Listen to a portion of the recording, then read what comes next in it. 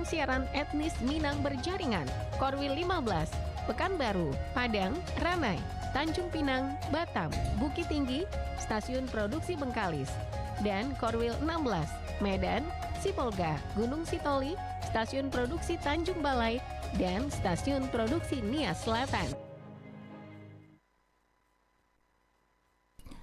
Assalamualaikum warahmatullahi wabarakatuh. Selamat malam dulur sanak penanya, sahabat budaya di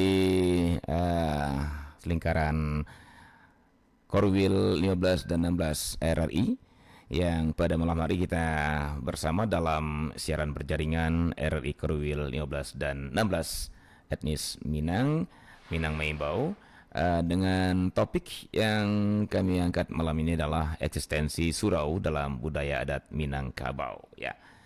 Dan sahabat budaya, pada malam hari ini untuk membahas topik ini kami sudah undang salah seorang dosen di program pasca sarjana dan prodi sastra Minangkabau Universitas Andalas Padang, ya. Dan beliau adalah Dr. Andes Khairil Anwar MSI. Dan dulur sahabat pendengar, sahabat budaya, Anda yang saat ini monitor kami nanti bisa bergabung di dua line telepon kami 0751 812 414 ataupun di 01866 09240 yang ingin menanggapi perbincangan kami tentang eksistensi surau dalam budaya dan adat Minangkabau, ya. Baik, sepertinya mohon maaf nanti kita akan terima telepon, tapi kita akan berbincang dulu terlebih lagi pengantar dengan narasumber kita, Bapak Dr. Andes Khairil Anwar MSI, ya. Baik, Assalamualaikum warahmatullahi wabarakatuh Pak Khairil. Waalaikumsalam warahmatullahi wabarakatuh. Iya. Selamat malam pemirsa RRI di Nusantara. Iya, baik. Sehat Pak Khairil? Sehat ya? Alhamdulillah Pak Din. Alhamdulillah. Terima kasih Pak sudah menyediakan waktunya untuk Propater di Padang. Alhamdulillah, ya, diberi kesempatan untuk datang malam ini. Iya. Dan kali ini kita di acara siaran berjaringan Korwil 15 dan 16 RRI, Pak. Jadi banyak RRI di dalam dua Korwil ini yang memantau siaran kita merilis siaran kita pada malam hari ini. Ya. Ada RRI Medan, ya. RRI Sipolga, terus juga RRI Gunung Sitoli, RRI Pekanbaru, RRI Bukit Tinggi, Tanjung Pinang, Batam dan Ranai. Wah, ya. Gitu dia. Baik Pak Khairil, topik yang kita perbincangkan malam ini adalah sebuah topik yang saya pikir ini menarik, ya, untuk kita coba kupas. Kenapa menarik? Sebab topik ini memperlihatkan kembali bagaimana sebuah katakanlah media pendidikan ataupun juga fungsi-fungsi sosial masyarakat di Minangkabau. Walaupun hadirnya masa lalu, tapi saya pikir filosofinya dan nilai-nilainya mungkin masih bisa kita coba pertahankan pada masa sekarang, gitu ya Pak, ya. Yaitu tentang surau. Ya. Nah, baik. Nah Pak Khairil, sebelum lebih jauh tentang surau ini Pak, hari ini kita masih mendengar istilah surau, ya. Iya. Di Sumatera Barat. Masih. Gitu. Di Sumatera Barat yang dulu Minangkabau, gitu ya. Iya. Masih kita dengar istilah surau, tapi sekarang lebih cenderung itu ke tempat ibadah, ya. Iya. Seperti musola, istilah kata demikian. Nah, namun menurut literatur yang kita dapatkan, kabarnya nih surau di Minangkabau itu bukan hanya tempat ibadah, kan begitu ya Pak? Iya. Nah, untuk itu menarik, akhirnya tertariklah untuk mencoba menyilau kembali sebenarnya apa sih surau ini dan seberapa pentingkah, ya, posisi surau di Minangkabau, dan apa saja fungsinya dulu masa lalu itu surau ini, dan apakah ada nanti juga dampaknya terhadap sosial masyarakat, ya, dan juga generasi Minangkabau masa lalu, dan apakah ada yang bisa kita adopsi hari ini, begitu kira Pak Khairil, ya. Baik. Nah, untuk memulai perbincangan ini Pak Khairil, saya ingin ke apa dulu Pak, ke historisnya dulu nih. Bicara surau, sesungguhnya surau itu berasal dari apa ya Pak? Nah, artinya apakah memang dari budaya asli Minangkabau gitu ya, atau Setelah Islam masuk saja kan begitu ya Pak, karena sepertinya ada kedekatan dengan ibadah gitu ya. Iya. Nah, jadi kesannya kan surau itu ada hubungan dengan Islam nih, Iya. gitu ya. Atau sebelumnya surau udah ada di Minangkabau, seperti apa Pak? Itu. Iya, Pak Dit. Surau ini jadi ciri khasnya Minangkabau ya. Mungkin dikenal ketika Islam udah masuk Ya. surau. Tetapi sesungguhnya sebelum adanya surau, Ya. etnis Minangkabau menggunakan batu persembayangan untuk melaksanakan ibadah itu. Iya. Tapi setelah adanya masuk pengaruh Islam, makanya dia menjadi sebuah bentuk bangunan kecil gitu kan. Nah, kalau dari kita usut ke asal katanya, ada yang mengatakan itu berasal dari kata suro. Surau. Ya, suro kalau dalam bahasa hasil penelitian para pakar, suro itu berarti tempat penyembah. Tempat penyembah. Ya. Oh, gitu. Iya. Nah, sekarang kan kita mengenal juga ada satu suro atau hari-hari tertentu Hari itu, suro gitu hari ya. suro. Itu. Itu asal kata dari suro. Surau itu ya. Nah, surau pada filosofisnya ini adalah sebuah lanskap, ya, lanskap arsitektur yang ada di perkampungan Minangkabau. Perkampungan Minangkabau itu adalah perkampungan yang identik dari sebuah kaum, ya, karena surau itu adanya di lanskap keluarga atau dalam lanskap kaum. Di sana ada rumah gadang, ada rangkiang, dan ada surau. Begitu ya. Dan surau ini kalau kita lihat ini adalah sebagai kawah candra di muka bagi generasi Minangkabau yang akan mengarungi kehidupan gitu. Baik mengarungi kehidupan di tempat asalnya sendiri maupun merantau. Jadi sebelum mereka berangkat di surau ini mereka digodok gitu kan. Kawah candra di mukanya orang Minangkabau itu. Nah, kalau kita mengenal selama ini surau ini hanya sekedar tempat ibadah. Iya, benar. Tidak, sungguhnya di Minangkabau itu bukan hanya tempat ibadah ya, tetapi adalah tempat membentuk. Ya, kata tadi itu tempat kawah candra di muka orang-orang di Minangkabau. Secara idealis pada hari ini surau ini dianggap masa lalu. Tetapi pada faktanya pada hari ini surau ini masih ada. Masih ada di Minangkabau gitu. Artinya surau yang sebagaimana Minangkabau masa lalu Pak, atau surau kekinian seperti apa? Nah, surau yang ada kekinian itu adalah surau dalam bentuk musala yang dipahami orang pada itu hari dia. ini. Nah, sementara surau di dalam dalam idealisme orang Minangkabau itu adalah sebagai tempat itu tadi, tempat membentuk generasi muda Minangkabau, khususnya kaum keluarga suku gitu kan. Nah, di sana mereka dibentuk baik secara duniawi maupun untuk akhiratnya gitu kan. Gitu. Baik batin maupun fisiknya gitu kan. Di sana dibentuk semua gitu kan. Iya. Dan di sana tempat bertemunya para tokoh-tokoh dari kaum itu sendiri dengan kemenakan dari kaum mereka. Jadi di surau itu Pak Dit tempat berinteraksinya antara orang-orang tua, nenek mama, pengulu, pemangku adat dengan kemenakan-kemenakannya, terutama mereka-mereka yang membentuk dirinya dan dibentuk sendiri oleh orang-orang tua dari kaum itu. Begitu. Baik. Jadi kalau orang Minang bilang nih, sepertinya surau ini betul-betul sampai menggadangan kemanakan gitu ya. Sampai menggadangan Pak kemanakan, ya. Sampai masuh Iya, kemanakan gitu ya. ah. Jadi bukan hanya tempat beribadah ya, tapi Ya. juga tempat pembinaan gitu ya. Iya, iya, Baik Pak Khairil, apakah surau itu di Minangkabau itu Pak milik nagari kah? Ya, milik satu nagari kah? Atau hanya milik suku kah? Atau kaum yang memiliki sesungguhnya kalau masalah dulu Pak? Iya, dia kan lanskap dari sebuah lanskap dari sebuah kaum atau suku. Jadi surau itu adalah milik suku atau milik kaum, bukan milik publik. Oh begitu. Iya, kalau pada hari ini musala yang kita kenal itu milik publik.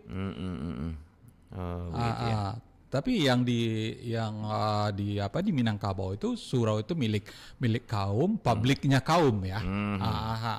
Dan di sana yang belajar dan yang mengajar ini adalah orang-orang yang satu bertali darah gitu. Berbeda pada hari ini. Musala itu yang datang, yang belajar itu orang yang berbeda-beda, berasal dari berbagai mungkin kaum atau etnis lain gitu kan. Tapi kalau surau spesifik. Oh begitu. Itu Itu yang sakaum atau akan ada istilah apa ya? Saparui apa gitu ya Pak ya? Ada sadakaum, ada saparui gitu ya, sapayuang gitu. Iya. Nah, sekarang tuh yang memiliki surau atau yang berada di surau itu pada masa lalu itu Pak, apakah yang sakaumnya kah atau yang saparuinya kah atau yang sapayuangnya begitu Pak? Iya. Pada awalnya itu kan sesuku. Tapi ya. sukunya kan kemudian berkembang. Menjadilah dia beberapa rumah gadang atau beberapa lanskap gitu ya. Dan pada ujungnya surau itu adalah miliknya Saparwi gitu. Oh, begitu ya. Ketika pari-pari yang lain udah mendirikan rumah gadang gitu. Baik. Baik Pak Khairil, sepertinya tadi ada yang ingin bergabung di line telepon, silakan sahabat budaya di dalam lingkup Korwil 15 dan 16 RRI ya, ataupun di luar yang tetap bersama kami ya, ataupun di Padang silakan bergabung di 812414 ya, atau di 08116 09240 dalam topik kita eksistensi surau dalam budaya dan adat Minangkabau. Sepertinya ada yang mau bergabung Pak, kita coba terima ya. Silakan Pak. Ya, 812414. Oke. Ya. Halo, assalamualaikum warahmatullahi wabarakatuh. Selamat malam. Waalaikumsalam warahmatullahi wabarakatuh. Selamat malam. Malam dengan siapa Pak, di mana? Ambo Pak Anggi, suku Baliman Siang, 3 di Pekanbaru. Pekanbaru Pak Anggi. Alhamdulillah. Oke, Maliman Siang ya Pak Anggi ya. Baliman Siang, Piliang, Samo itu Pak Khairil. Valencia ya. Iya.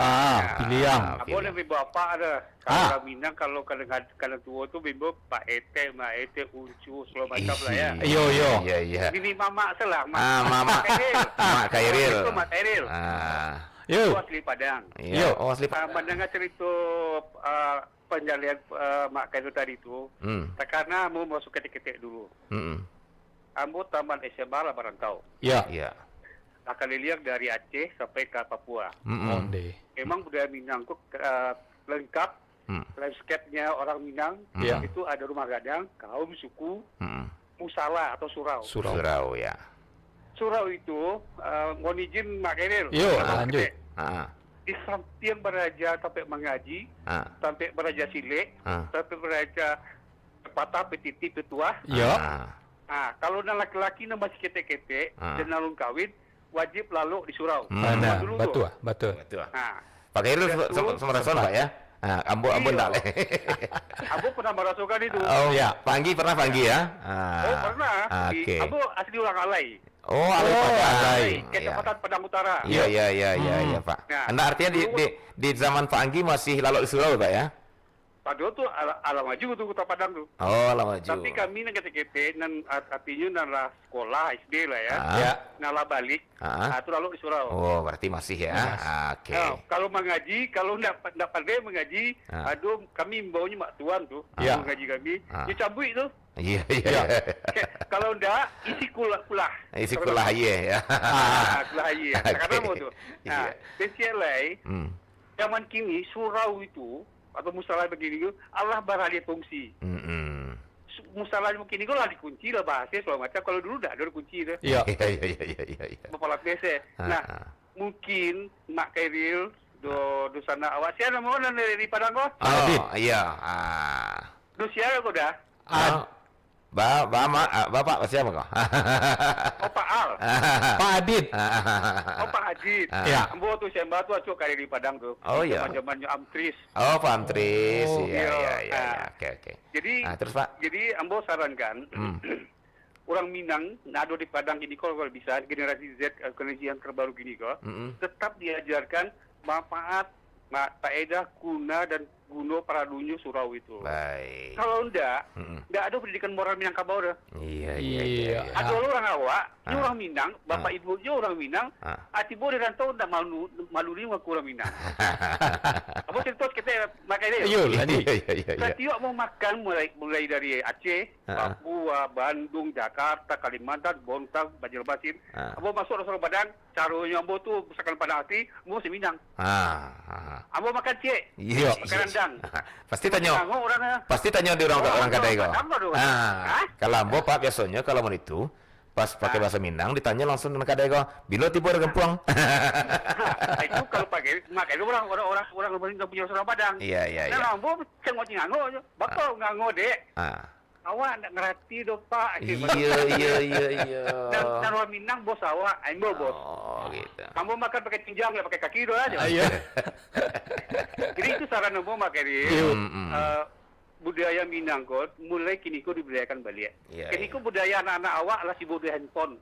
Oke, ya. Nah, Iya. Pak Kedil. Oke, Panggi. Yo, udah al ya.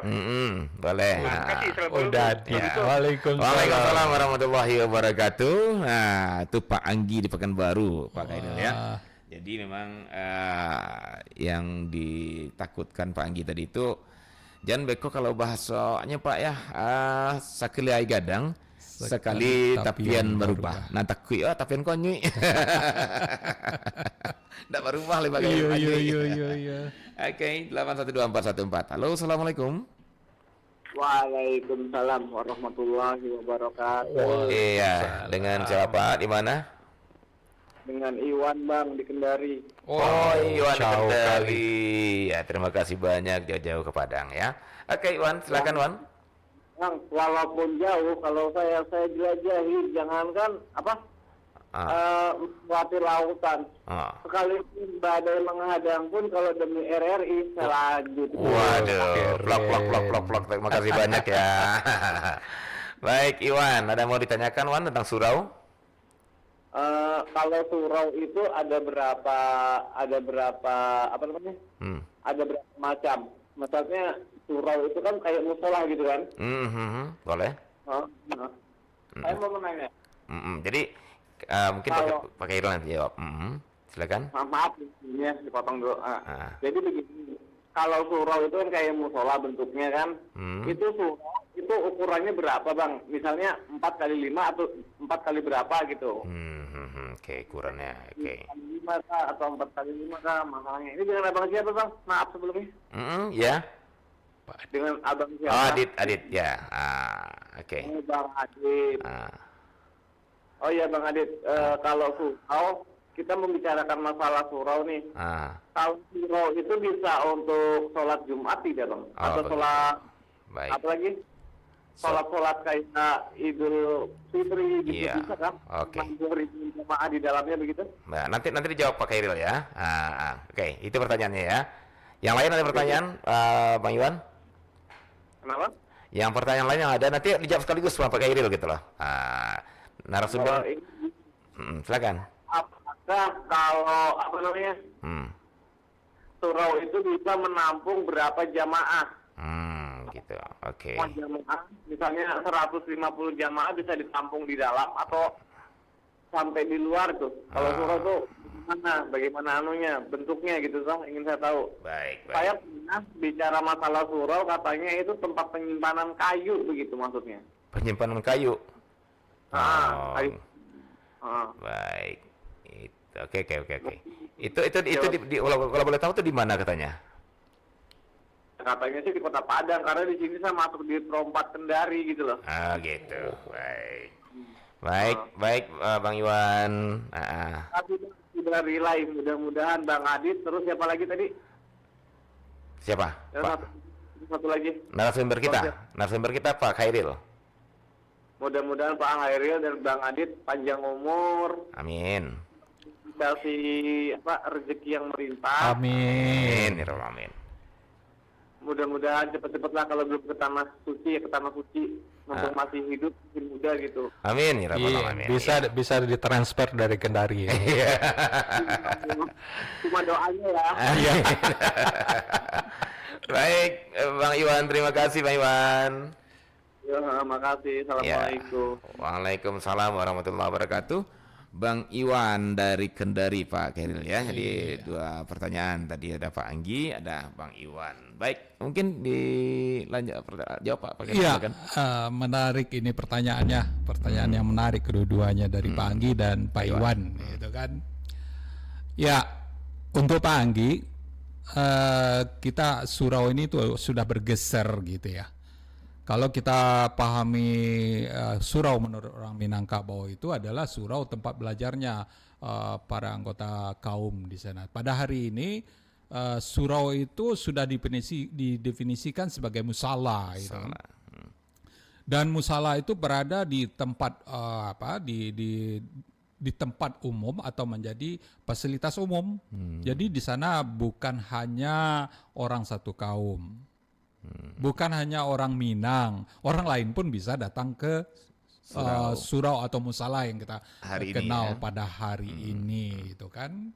Nah di sana di surau atau musala yang ada pada hari ini adalah jadi tempat ibadah dan tempat pelaksanaan pendidikan bagi generasi muda setempat, tapi tidak spesifik mereka yang berasal dari kaum atau Minangkabau saja, gitu kan. Tentu harapannya kalau selama ini digadang-gadangkan kembali ke surau, tentu kita tidak bisa memakai surau atau musala yang ada pada hari ini, karena pada prinsipnya filosofisnya balik ke surau itu adalah balik bagaimana setiap kaum, setiap suku punya surau sendiri, dan di sanalah dididik anak kemenakan mereka. Nah di sana karena orang yang dididik itu adalah orang-orang yang orang-orang yang punya tali darah. Nah, di sana terjadi kekuatan, terjadi pencegahan terjadinya kekerasan di situ. Terutama sering kita mengenal ada kekerasan seksual terhadap anak didik kita.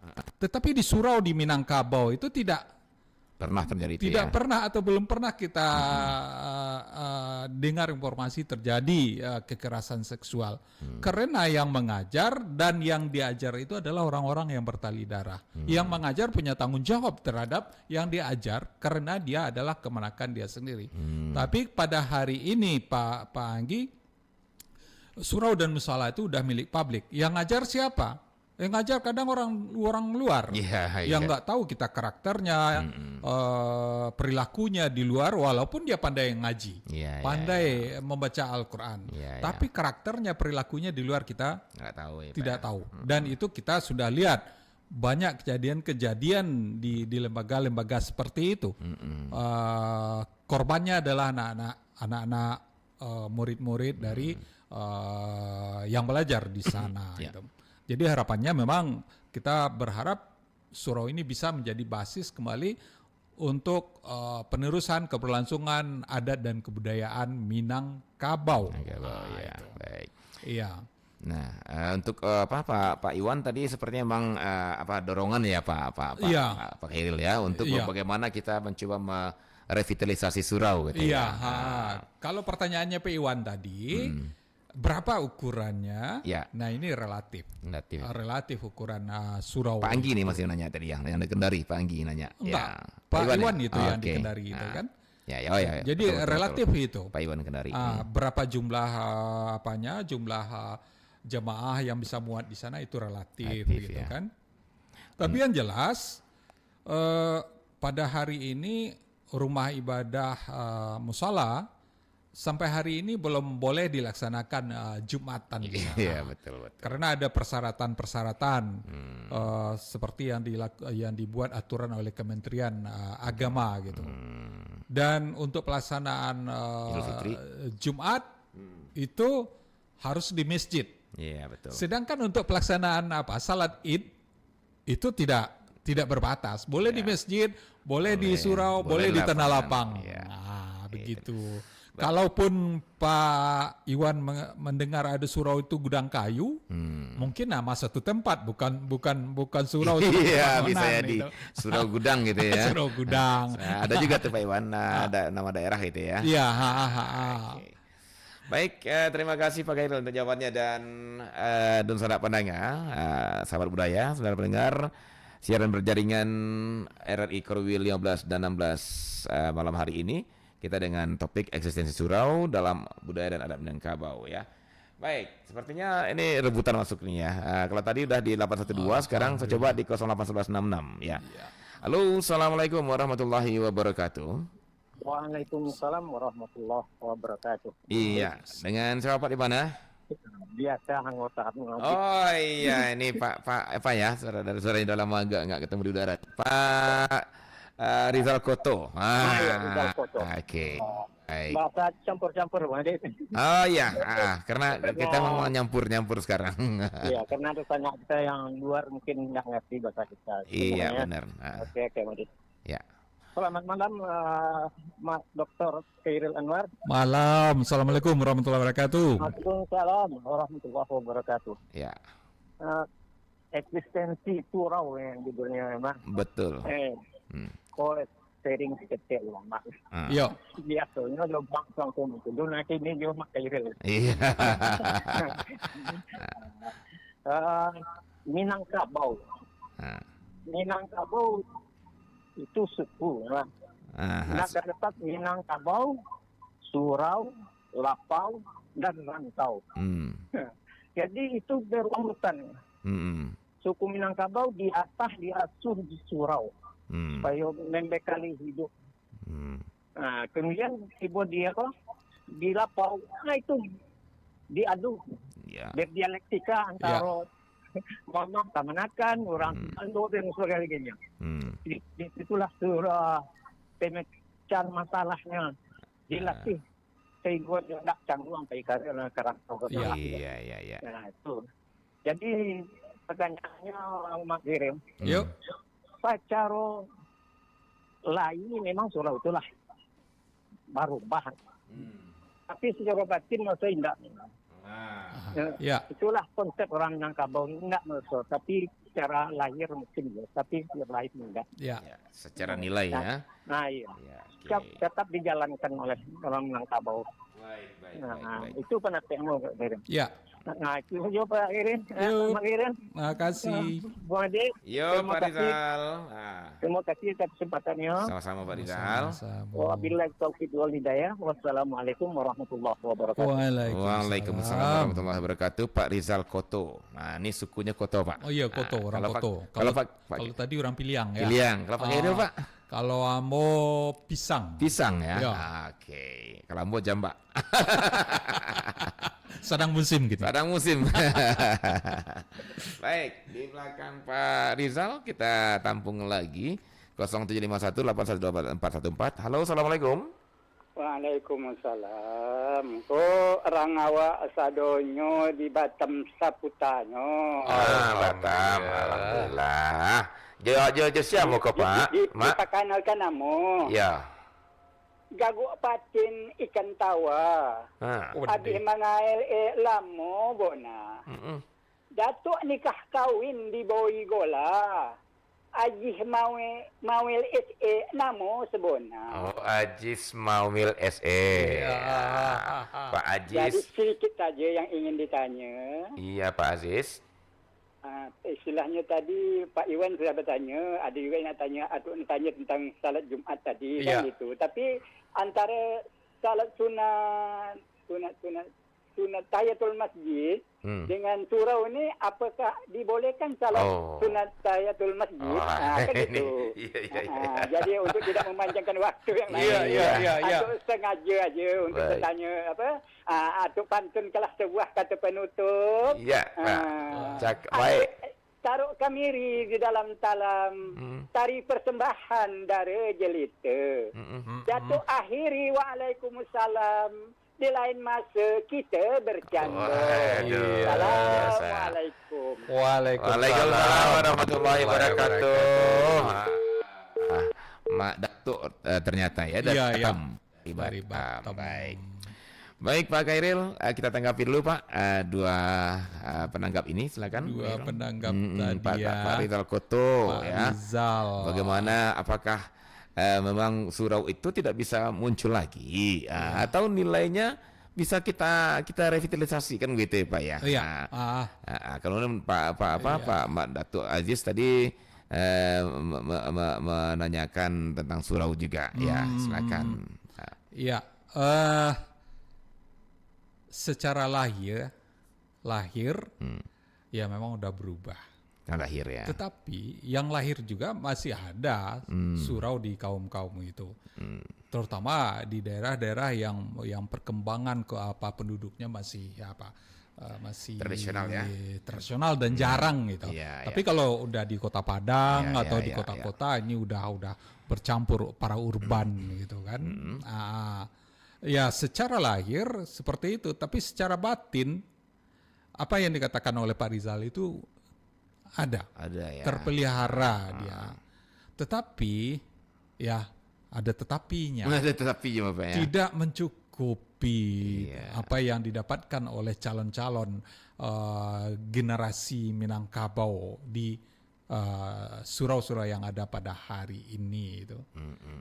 Karena kalau kita lihat pada hari ini ya itu sebatas untuk salat itu ya. Salat, belajar baca Al-Quran gitu. Didikan subuh didikan subuh, tetapi tidak ke yang lain-lain gitu. Kalau di suraunya batin yang idealis di Minangkabau kan seluruhnya generasi Minangkabau itu dibentuk ditempa menjadi seorang yang tangguh untuk menghadang dunia yang keras gitu kan. Baik, Pak Khairil, sepertinya ini menyambung ini dengan pertama pembicaraan kita. Jadi saya juga mau ke sini, tapi tadi dari dahulu ini seperti yang oleh Pak Anggi di bahwa tidur di surau. Benar Pak Anggi. Nah Pak Khairil, jadi dulu itu kan rumah gadang. Saya menarik tadi istilah Pak Rizal. Jadi ada semacam 3 serangkai, rumah gadang, surau dan lapau. Baru ujungnya rantau. Jadi ini sepertinya sebuah circle ya. Sebuah lingkar ataupun sebuah sebuah sistem yang berseri gitu yang berurutan untuk membentuk generasi Minangkabau sampai ke rantau. Jadi mulai dari rumah gadang, surau, lapau. Nah, kita sekarang nggak bahas lapau nih. Lapau mungkin ada versi lain ya. Apalagi ini lapau nih. Nih jangan bayangkan lapau sebagai warung gitu ya. Walaupun dia juga warung, tapi bukan warung dia. Nanti lain kesempatan kita bahas. Nah, sekarang surau ya. Nah, Pak, dari keterangan Pak Khairil tadi, apakah bisa kita simpulkan bahwa sesungguhnya surau itu adalah sebuah media pendidikan pendidikan klan atau kaum gitu ya.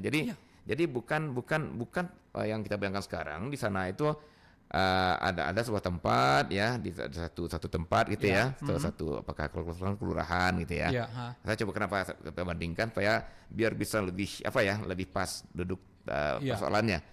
Kalau sekarang ketika orang bilang surau atau musala itu hanya ada kelurahan nih, ada tempat ibadah, orang sholat, belajar ngaji, segala macam. Guru ntar siapa kan ya Pak ya. Nah kalau ini umpamanya apakah dia juga berada dekat dengan rumah gadang atau bagaimana Pak Khairil? Karena ini kan punya kaum nih, Pak Khairil bilang ya, otomatis sudah dekat rumah gadang ya. Nah di sana itu yang belajarnya itu apakah cuma anak kemenakan dari kaum itu saja atau boleh numpang yang lain gitu ya?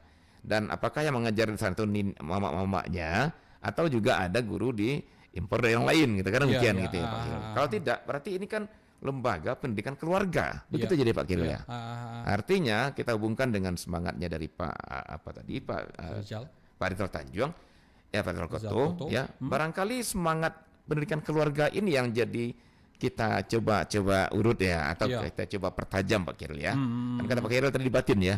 Di lahir mungkin kita nggak bisa hadirkan lagi musalah kaum karena mungkin keterbatasan tempat, keterbatasan wilayah segala macam penyebaran. Tapi ketika itu adalah pendidikan keluarga, kenapa tidak di medsos kita bikin surau umpamanya begitu ya Pak ya?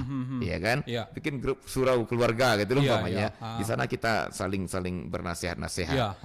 Di sana kita saling berdiskusi tentang dengan adat, tentang agama. Nah, itu. Gimana menurut Pak Khairil? Ya, ini pada hari ini memang itu faktanya gitu. Cuma sayangkali kita tidak memanfaatkan media digital itu atau medsos itu menjadi surau-suraunya kaum atau rumah gadangnya kaum, tempat tempat bertemunya, tempat berlangsungnya pendidikan gitu.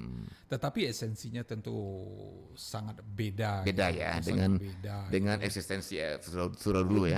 Dengan offline-nya antara yang diajar dengan guru. Gitu.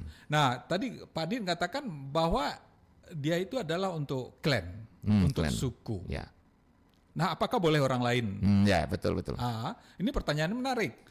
Kalau ada orang lain, berarti di surau itu yang mengajar adalah guru yang punya kualitas. Guru yang diakui ilmunya. Oleh luar kaum nih. Luar kaum. Jadi yang di luar kaum boleh belajar ke sana. Tapi memang aturan Minangkabau dulu itu boleh seperti itu atau hanya kemenakannya saja, Pak? Nggak boleh. Ya. Boleh. Makanya kita kenal dulu. Guru-guru agama atau ulama itu tidak dia dicari oleh murid-muridnya. Yang berguru yang datang ke surau. Kalau pada hari ini berbeda, guru-guru atau ulama-ulama itu tidak punya surau.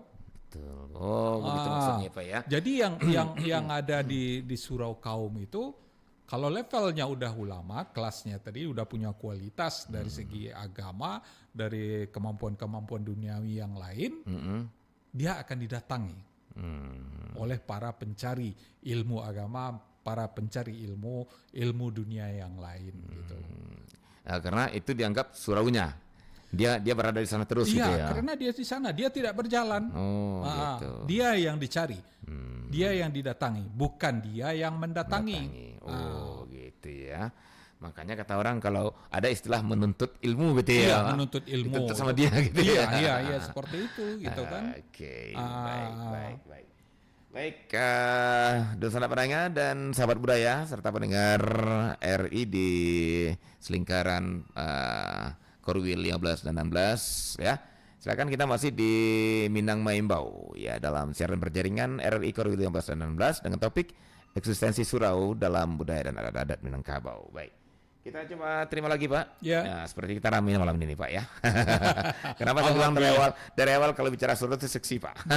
Justru hal seperti ini yang seharusnya kita gembira juga. Betul. Halo, assalamualaikum. Waalaikumsalam warahmatullahi wabarakatuh. Iya, dengan siapa, di mana Ibu? Dengan Bang Tengku dari Sibolga. Oh, Bang Tengku, mohon maaf, Bang Tengku dari Sibolga. Baik, silakan Bang Tengku, pertanyaannya atau tanggapannya. Pertanyaannya, Assalamualaikum Pak Dokter Hamdus. Alhamdulillah, waalaikumsalam warahmatullahi wabarakatuh. Begini pertanyaannya Pak, surau itu kan seperti musola ya kan Pak. Kalau di Sibolga ini ya, di Tapal Tengah, kalau musola itu kan di sini ada sholat tarawihnya gitu kalau bulan Ramadan. Apakah surau juga ada kegiatan pelaksanaan sholat tarawih dan witir atau tidak ada begitu, dan bisa dijelaskan lagi Mufti. Terima kasih. Iya, waalaikumsalam. Waalaikumsalam warahmatullahi wabarakatuh. Ya, Bang Tengku tadi ya. Bang Tengku. Iya, Bang Tengku di Sibolga. Ya, baik. Oke, masih ada yang ingin bergabung? Kita gabung aja nanti jawabannya. Kalau tidak, kita langsung aja ke Pak Dr. Khairil ya. Oke. Nah, itu dia pertanyaannya. Menarik. Jadi memang sepertinya kita harus mendudukkan lagi nih Pak Khairil ya. Apa surau Minangkabau masa lalu itu ya, dan walaupun hari ini ada istilah surau untuk musola ya, tapi apakah sama dengan surau masa lalu? Nah, ini ya, tahu surau Minangkabau maksud saya, bukan masa lalu. Surau Minangkabau dalam sebagai tatanan budaya Minangkabau ketika waktu itu gitu ya. Nah, ini harus kita dudukan. Gimana nih Pak Khairil? Jadi kalau soal sholat tarawih mungkin kita langsung jawab aja ya. Itu masih ada gitu ya. Masih ya. Jadi Bang Tengku masih ada. Sholat tarawih, sholat 5 waktu tetap ada di surau ya. Belajar mengaji tetap ada. Tetapi yang tidak ada sekarang itu barangkali adalah tinggal di surau. Nah, ini saya mau ke sini Pak Khairil. Bahwa sesungguhnya surau bukan tidak bisa kita bayangkan seperti musola hari ini yang ruang lepas, kemudian ada tikar-tikar gitu ya. Kemudian sholat di sana dengan tapi dia juga tempat tinggal katanya. Tempat menetap lah katakan demikian ya. Bagi anak-anak laki-laki Minangkabau yang telah akil balik Seperti tadi Pak Rizal juga mengatakan bahwa bahkan Pak Anggi pernah merasakan Pak Khairil pasti pernah gitu ya. Kalau saya tidak lagi. Udah beda generasi. Udah beda generasi. Satu generasi kita beda ya. Nah, Pak Khairil, saya pengen ke sini Pak. Jadi kenapa surau dijadikan tempat menginapnya laki-laki akil balik Minangkabau masa itu Pak Khairil? Dan apa pengaruhnya dan apa yang mereka dapatkan di sana, kemudian apa dampaknya bagi mereka Pak? Silakan Pak Khairil. Kenapa mereka tinggal di surau? Karena laki-laki di Minangkabau tidak disediakan kamar di rumah gadang. Oke. Ya. Jadi kamar rumah gadang kamar rumah gadang hanya untuk perempuan. Untuk perempuan. Nah, muncul lagi pertanyaan, kenapa tidak diberikan kamar di rumah gadang? Kenapa tidak diberikan kamar? Sehingga harus di surau. Nah, ini nih. Karena kalau mereka, kenapa dia ditempatkan di surau? Karena di surau itulah mereka sesama lelaki bertemu, satu kaum, dan memanfaatkan waktunya hampir 24 jam di sana untuk membentuk dirinya. Barangkali kecuali tidur saja, makan saja yang di rumah gadang. Makan baru dia ke rumah gadang, ke rumah ranggainya gitu kan. Tapi kalau untuk tidur, aktivitas dan yang lain-lain itu berangkat dari surau. Ya, itu dia tidur. Nah, tapi pertanyaan itu Pak, kenapa begitu dia akil balik, laki-laki terus tidur di surau? Apakah ini ada, maaf nih Pak ya, apakah ini ada persoalan sosial kedewasaan gitu ya? Iya, persoalan psikologis. Artinya maaf hari ini kan sering kita jumpai Pak ya. Kadang-kadang pagar makan tanaman gitu ya. Kadang kakak makan adik karena campur baur semua kan gitu ya. Apakah ini yang diantisipasi ketika menikah masa lalu atau tidak Pak Khairil? Ada maksud lain gitu. Inilah yang diantisipasi karena dalam rumah gadang itu bukan satu induk saja. Hanya perempuan yang maksudnya ada beberapa induk ibu dan bapak di dalam rumah gadang itu. Ya, artinya kalau dia dalam rumah gadang itu ada beberapa pasangan suami istri di situ, berarti kan beda-beda anak ya. Iya. Beda-beda anak itu kan. Nah, untuk menjaga supaya jangan terjadi incest di sana, untuk menjaga faktor-faktor psikologis di sana, makanya para laki-laki ini ditempatkan di surau. Oke, itu salah satunya Pak. Itu salah satunya. Nah, yang lain Pak apa itu apanya? Kira-kira latar belakang kenapa laki-laki ditempatkan di surau? Apakah juga ada persoalan pendewasaan diri di luar gitu lah, artian kalau di rumah kan dia masih di bawah ibunya. Kalau di surau kan dia sudah harus bisa mandiri, bisa bergaul dengan sesamanya gitu ya, bisa menerima dan diterima kan? Ya. Apakah juga ada masalah itu Pak? Iya. Itu tujuan mereka supaya mereka bisa berinteraksi. Berinteraksi. Iya. Ini baru berinteraksi antar kita bersaudara. Saudara sekaum gitu yang ya. berlain bapak itu. Berlain bapak. Kalau secara Islam ya jelas-jelas sudah beda itu Udah ya. beda, Tapi ya. secara matrilineal Minangkabau mereka bersaudara. Bersaudara ya. Jadi dari beberapa bapak ini diajar mereka untuk berinteraksi, untuk saling memahami. Kalau bahasa sekarang sepupu itu Pak ya. Sepupu itu. Sepupu ya. Saya ibunya nih berkakak nih. Iya. Nah ya kan. Bapaknya kan beda tuh. Iya. Dia sepupuan. Jadi yang hadir di surau itu, tinggal di surau itu adalah saudara sepupuan semuanya berarti gitu. Iya. Dan mereka diawasi, dididik oleh siapa Pak? Mereka diawasi oleh orang-orang tua. Orang tua itu dari yang jadi guru di situ. Orang tua itu siapa? Iya, itu siapa? Ini adalah orang-orang yang sudah makan asam garam kehidupan. Ya, artinya dari kaum mereka juga. Iya, dari kaum mereka. Berarti mama-mamanya gitu. Mama-mama mereka begitu. Yang tinggal di surau. Kenapa mereka tinggal di surau? Iya. Karena mama-mama ini udah statusnya duda gitu ya. Oh, gitu. Ditinggal Jadi mati. semua laki-laki ketika dia sudah sampai bujang, bujang ya. harus tinggal di surau. Oh, jadi nggak tahu bujang masih balik atau bujang setelah ditinggal istri. Iya. Oh, harus di surau. Harus di surau. Karena di rumah gadang itu sudah ada. Nggak ada tempat bagi mereka. Bandul semacam itu. Iya. Oke. Nah, sementara yang sudah berkeluarga atau yang sudah merantau pulang ke kampung, mereka punya pengalaman, punya asam garam kehidupan. Mungkin ketika dia kecil pernah nuntut ini segala macam, atau di rantau dia mendapatkan ilmu apa segala macam, lalu diajarkan ke anak kemenakan yang berada di surau. Oh, begitu. Oh, jadi itu akan terjadilah di sana itu transformasi. Oh, begitu. Jadi tidak hanya ilmu agama ya Pak? Tidak, bukan. Gitu. Jadi tidak hanya ilmu sholat, tidak hanya ilmu fikih gitu ya, tapi juga transformasi ilmu dari rantau hadir di sana. Iya. Dan pengalaman dari mama-mamanya juga hadir di sana. Iya. Dan di situ juga diajarkan oleh orang laki-laki yang tua tadi. Kenapa saya menjadi duda ditinggalkan oleh istri? Ini cerita apa ya? Iya. Kenapa saya kembali ke sini setelah istri saya meninggal? Oke. Itu diceritakan. Kenapa? Umpamanya kalau dia istrinya udah meninggal, secara dia tidak boleh lagi tinggal di rumah gadang istrinya. Iya, karena dia dan kemenakannya harus menjemput dia untuk dibawa ke surau dia. Surau ke kaum mereka. Kaum dia. Oh, menarik sekali ya. Baik, ini ada telepon lagi Pak. Di 0811660940. Halo, assalamualaikum.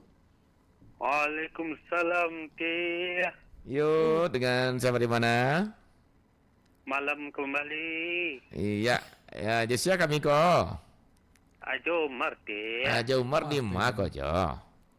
Di Kapal Koto. Kapal Koto di mana? Kapal Koto pian mana Padang? Banyak Kapal Koto di mana Mado. Kapal Koto di mana jo? Baca. Kapal Koto di mana? Kapal Koto di Padang, di Piaman, di Dage, di mana banyak Kapal Koto jo? Di Kapal Koto bukan bat ya? Oh, bukan bat, kan jalan ya. Jalan ya, duduk tagay ya. Uang pekan bawe Iya. Oke, silakan Jo. Bat ya? Silakan Jo Umar, ada yang ditanya atau ditanggapi? Iya. Nanti minta lagu ya. Oh, minta lagu peko Jo jam 9 Jo. Jam 9:30 Jo. Kini kau sedang acara berjalan nemu Jo. Di Jo 9:10 deh. Fauzana aja. Jadi peko jam 10 deh. Ya Jo, enggak sih Jo. Ya. Assalamualaikum Jo. Baik. Jadi ini apa? Karena memang biasanya jam segini kita udah request lagu Minang ya, tapi kita berjaringan ya. Baik Pak Khairil, waktu kita masih tersisa lebih kurang 10 menit lebih kurang lagi ya. Nah, kita kembali Pak. Jadi sepertinya saya semakin melihat ya perbedaan surau Minangkabau masa lalu itu dengan surau kita hari ini. Jadi itu maksud saya, kita memang pengen menundukkan nih. Jadi jangan sampai orang berasumsi surau Minangkabau dulu tuh ketika orang menyebut surau Minangkabau itu yang ada seperti sekarang ya, yang hanya tempat sholat, hanya tempat belajar baca Al-Qur'an, hanya tempat belajar dirikan subuh gitu ya. Tidak ya. Ternyata tidak ya. Tidak.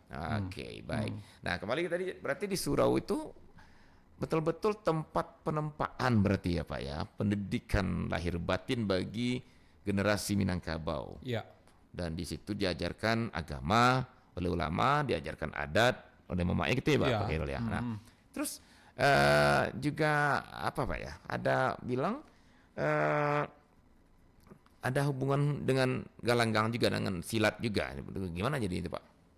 Karena katanya ada silet juga yang diajarkan di surau seperti disampaikan Pak Rizal Koto tadi ya. Itu gimana tuh Pak Khairul? Apa benar waktu itu tuh memang juga ada sasaran atau galanggang di sekitar surau itu? Iya, di halaman surau. Di halaman surau. Iya. Itu adalah arena permainan di situ. Arena permainan anak-anak. Permainan anak negari. Anak-anak sekaum itu. Iya kan. Nah, yang salah satu permainan itu adalah pencak, sile. Sile itu adalah permainan di anak negari di situ. Jadi selain dia tempat belajar di ruangan tertutup, juga ada di tempat terbuka itu. Nah, kalau orang kini sasaran gitu kan. Jadi di surau itu juga ketika lah ke Malangkah itu boleh di halaman surau. Oh, begitu. Apakah selalu Pak surau masa lalu itu selalu ada sasaran atau galanggang silet di depannya atau di sekitarnya? Atau maksudnya gini, tidak setiap surau ada itu, tapi biasanya galanggang memang di surau, tapi tidak setiap surau pun itu. Gimana Pak? Beda. Kalau galanggang kan secara umum. Oh gitu. Tapi kalau untuk sasaran bagi kaum, dia berdekatan dengan di surau. Di halaman surau itu sendiri. Karena yang akan belajar di sana itu kan para laki-laki, calon pemimpin di kaum itu. Iya. Mereka diajarkan silet ketika gerakan di halaman surau. Nggak mungkin di atas surau, apalagi surau itu lantai palupu, lantai papan. Kalau gerakan silet itu diajarkan di atas surau, jangan-jangan lantai-lantai surau itu nanti ambruk dia. Ambruk. Karena pada umumnya kan surau-surau itu didirikan dalam bentuk panggung. Ada lagi Pak yang terlintas ini Pak Khairil. Jadi kan Pak Khairil bilang tadi surau tempat tidurnya. Iya.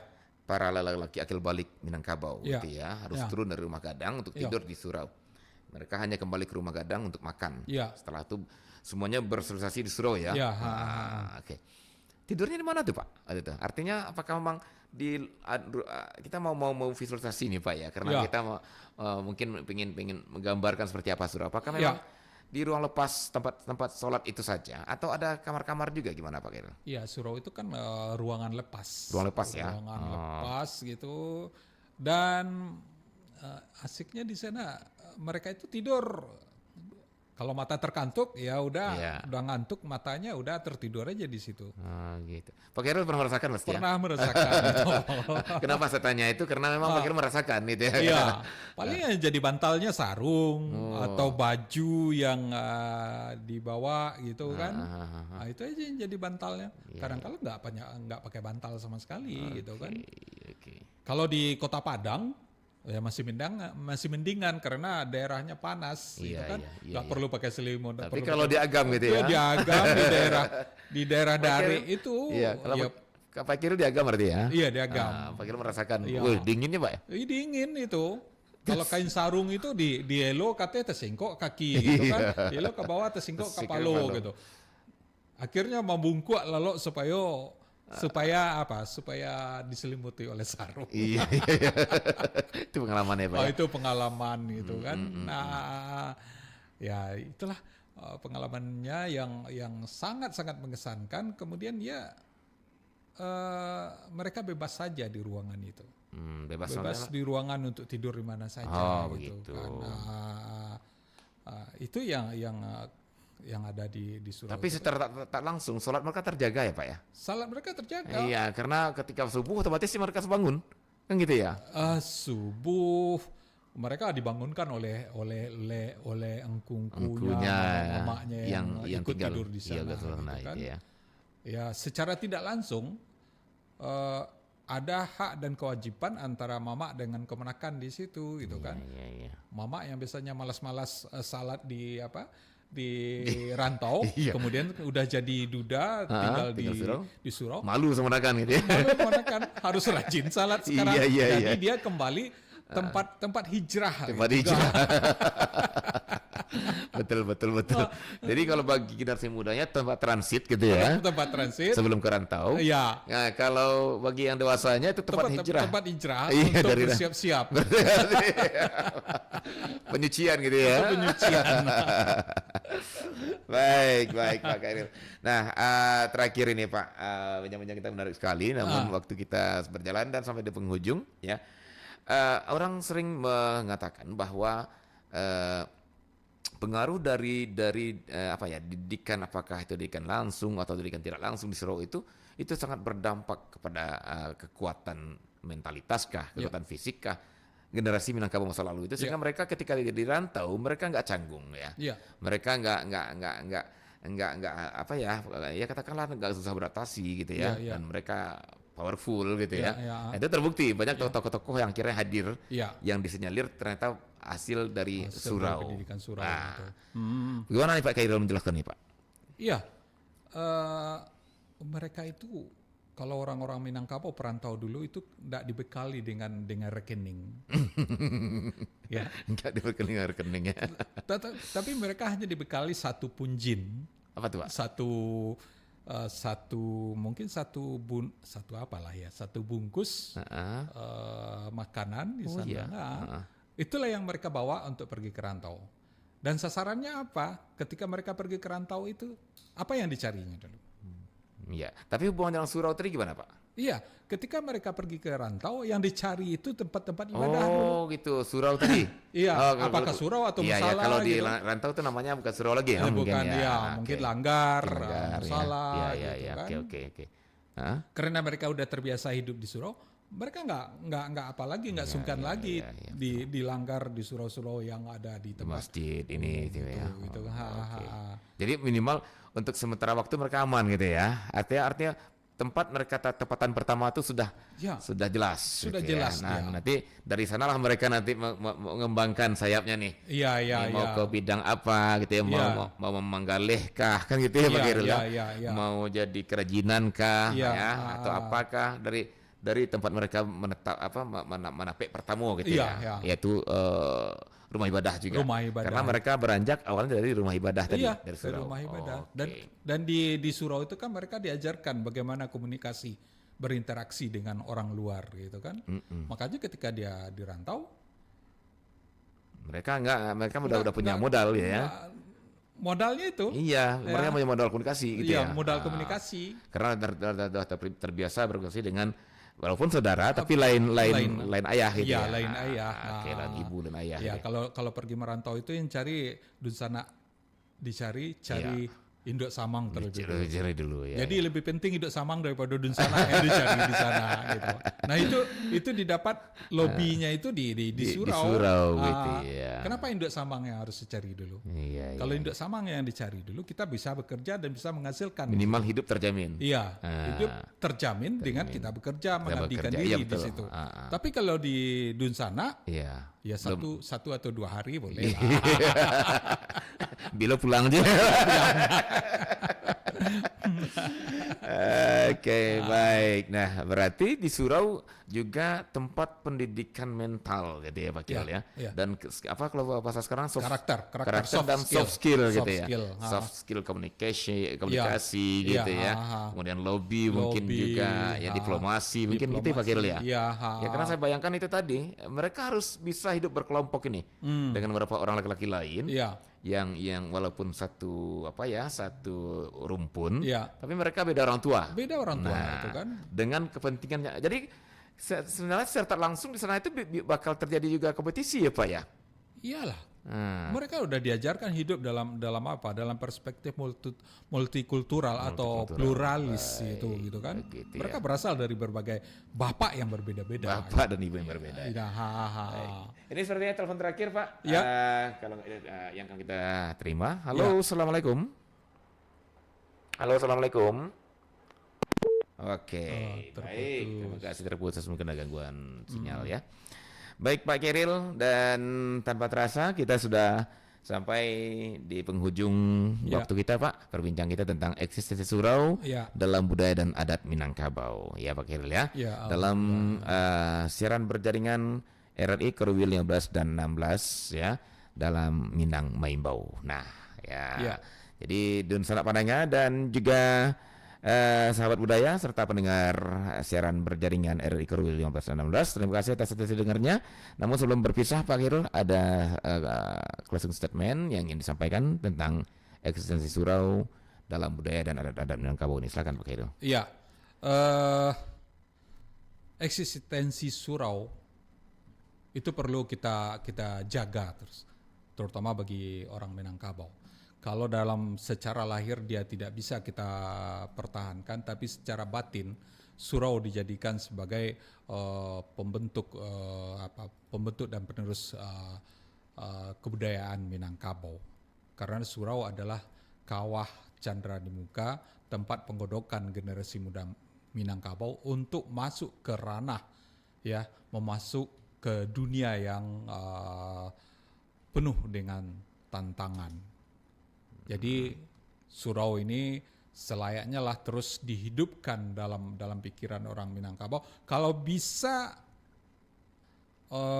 ajakan untuk kembali ke surau itu diwujudkan dengan support menghidupkan surau di ranah-ranah kaum kembali. Seperti itu. Baik. Oke, jadi kesimpulannya sepertinya memang secara fisik susah ya Pak. Karena minimal bahkan masing-masing kaum pun sudah menyebar gitu ya, kerantau gitu ya. Jadi nggak tahu lagi nih kaum di mana mau dirikan surau kaum ya. tapi nilai-nilainya filosofisnya barangkali bahwa kaum itu bertanggung jawab untuk mendidik anggota kaumnya. Mama bertanggung jawab mendidik keponakannya, kan gitu Pak. Apakah lewat media sosial gitu atau mungkin lewat pertemuan sekali sebulan kan bisa aja gitu. Baik Pak Khairil, terima kasih Pak. Menarik sekali bincang kita pada malam ini. Mudah-mudahan ini menjadi inspirasi ke depannya dan juga menjadi masukan dalam pendidikan generasi kita hari ini dan seterusnya. Pak Khairil. Baik, di sana pandangan dan sahabat budaya serta pendengar siaran berjaringan RRI Korwil 15 dan 16 pada malam hari ini. Terima kasih atas dengarnya dan mohon maaf atas kekurangan. Akhirnya kami pamit. Sampai jumpa di kesempatan berikutnya. Assalamualaikum warahmatullahi wabarakatuh. Waalaikumsalam warahmatullahi wabarakatuh.